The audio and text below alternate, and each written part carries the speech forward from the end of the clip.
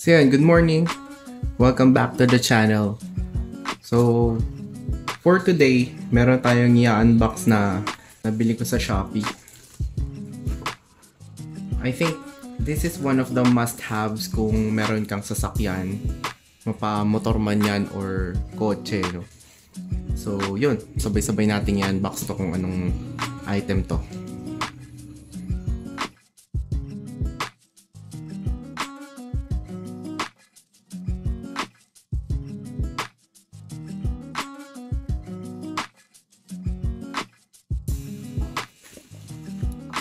And although isang layer lang ng bubble wrap yung pinambalot ng seller, pero secured naman siya.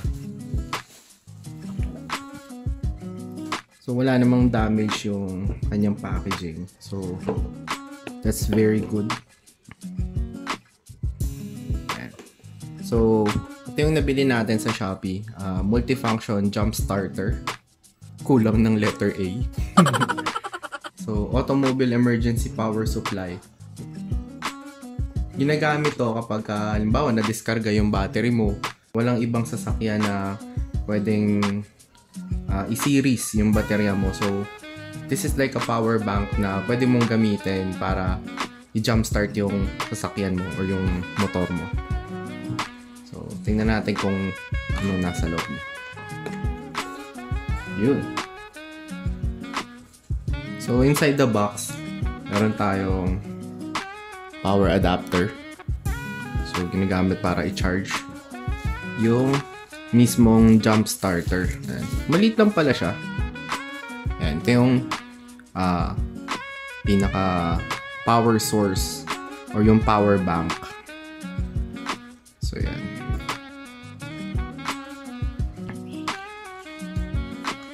Tapos, manual na hindi naman natin binabasa talaga. Next yung cables na ikakabit natin sa positive and negative ng baterya. Tapos ito, kakabit siya dito sa pinaka power bank natin. Hirap pa. Ayan, so dito siya ikakabit. And hindi mo naman siya mapagbabaliktad kasi dito may may edge yung para doon, kasi ito bilog lang. So, kabit mo lang siya ng ganyan. Ayan. Tapos, syempre, charging cable, type C na rin yan.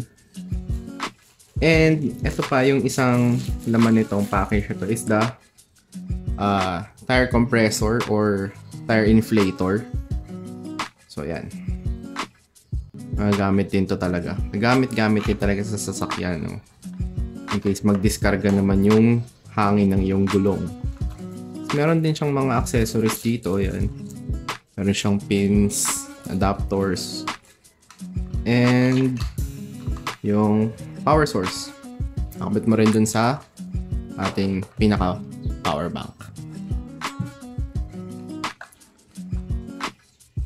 Ayan, at meron siyang gauge. So, dito siya lahat nakalagay sa kanyang hard case for easy storage. And so again, ito yung kasama sa box, yung ating tire inflator, compressor, yung ating pinaka power bank. And actually, pwede itong gamitin din sa mga phones and any other electronic gadget. So, meron din pala siyang flashlight na kasama. Ayan. So, alam ko may modes din tong flashlight na to. Ayan, for emergency purposes, if you need help or something, yan, gagamit yan. So, isang nakalagay din dito na meron siyang battery capacity of 99,800 milliamperes. But, I doubt na ganun talaga kalaki yung nito, capacity niya, kasi masyado siyang magaan eh. 99,500 milliamps na power bank. Parang masyado siyang magaan. Actually, meron akong pang comparison dito.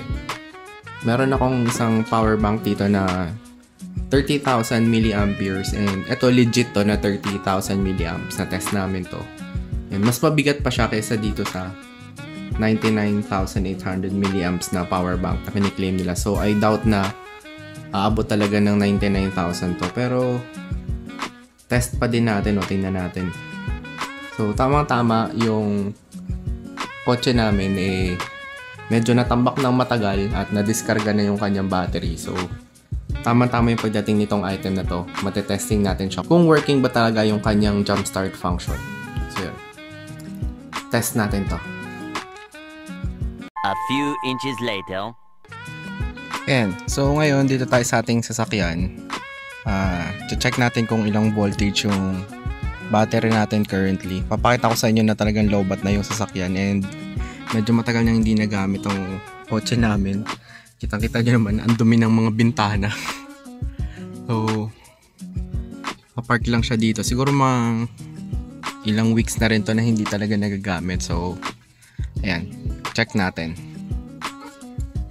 Ayan. So, try natin siyang i-start.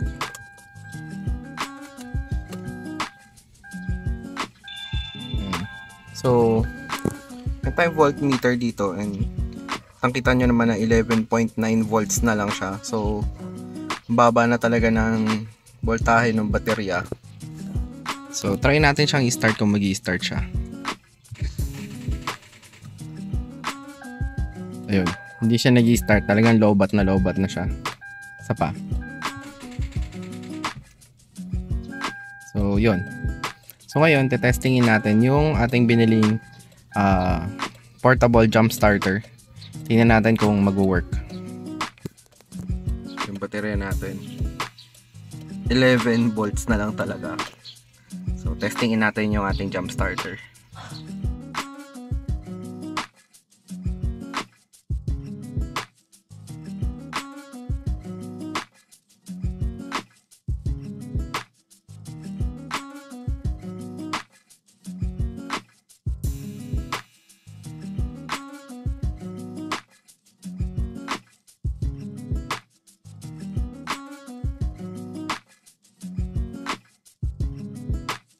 So may indicator naman siya kung ano yung positive. Ito yung positive, yung red. Yung negative, yung black.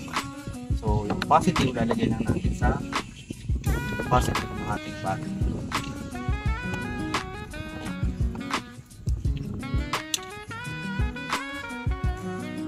At yung negative dito sa negative. Napaka-uno pa to.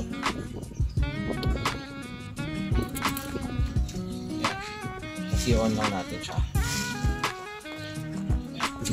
Bigyan lang natin siya ng mga ilang seconds.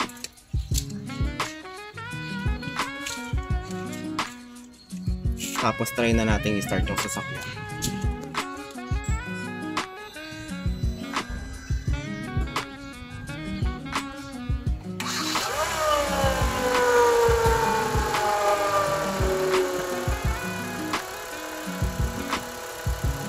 So kita nyo naman, one click lang nag-start sa kapon.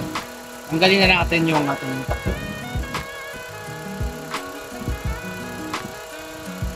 so yun, one click lang siya. Ang galing. Ayan, so balik tayo dito sa loob ng sasakyan. Kita nyo naman, one click lang siya. And ayan, 14.3 yung ating current battery voltage. So ayan lang natin siyang mag-start para ma-charge nung sasakyan yung ating baterya. Pero yun, all goods na. Tumatakbo na uli yung ating sasakyan. This is a very useful item, no?